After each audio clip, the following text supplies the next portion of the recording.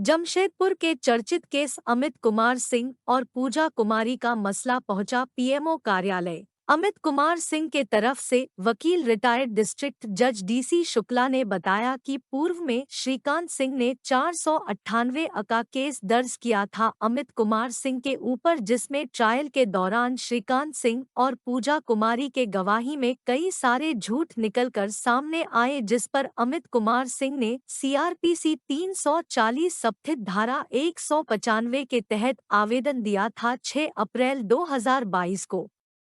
इसी प्रारंभिक जांच के क्रम में कई और जालसाजी का मामला निकलकर सामने आया। इन्हीं सभी मुद्दों का अमित कुमार सिंह ने आवेदन प्रिंसिपल डिस्ट्रिक्ट जज साहब से लेकर राष्ट्रपति कार्यालय तक भेजा है। अज्ञात शक्तियां चला रही है, न्यायालय इंसाफ है खतरे में के संदर्भ में, जिसमें प्रधानमंत्री कार्यालय ने संज्ञान लेते हुए झारखंड के डिप्टी सेक्रेटरी से जांच कर रिपोर्ट मांगी है। 22 फरवरी 2023 को जज साहब छुट्टी पर थे। कोर्ट के वेबसाइट पर भी थी जानकारी, लेकिन केस के ऑर्डर शीट पर हुआ जालसाजी। जज साहब के छुट्टी पर रहने के बावजूद दोनों पक्षों के वकीलों को बुलाया गया और दलील सुनी गई, जबकि ऐसा हुआ ही नहीं। किसने बुलाया वकीलों को और सुनी दलील? किसने किए ऑर्डर शीट पर हस्ताक्षर? किसने डिक्टेट किया ऑर्डर? कोर्ट के ही ऑर्डर शीट की कॉपी और वेबसाइट स्टेटस से हुआ खुलासा। 17 अगस्त 2022 को अमित कुमार सिंह के तरफ से 2 पेटिशन फाइल किया गया था, जो पूरे 6 महीने बाद 22 फरवरी 2023 को ऑर्डर शीट में दिखाया गया। क्यों पूरे 6 महीने तक पेटिशन कहाँ था, इसका कोई जिक्र क्यों नहीं?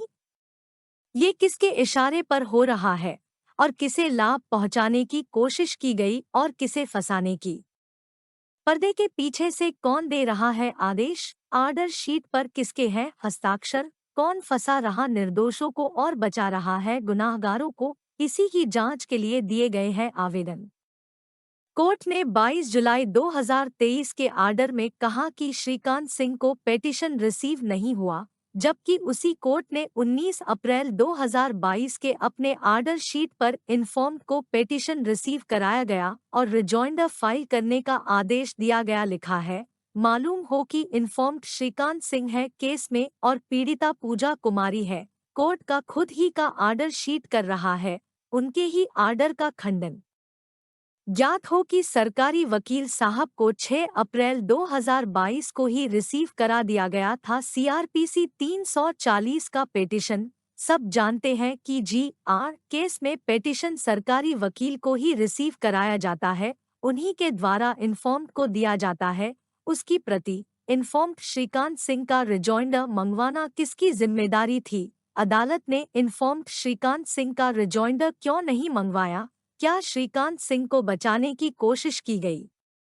ज्ञात हो कि लिस्ट ऑफ डॉक्यूमेंट पेटिशन के माध्यम से 22 फरवरी 2023 को A.B.P 1746/2022 का पूजा कुमारी का शपथ पत्र न्यायालय में दिया गया, जिसमें पूजा कुमारी के गवाही में बोले गया झूठ सामने आया। पूजा कुमारी ने अपने शपथ पत्र में कहा है कि लाइजोल सास ने पिलाया, जबकि अपने कोर्ट में दिए बयान में कहा है कि लाइजोल पति ने पिलाया। झूठ आया सामने, फिर भी केस को कैसे रद्द किया गया?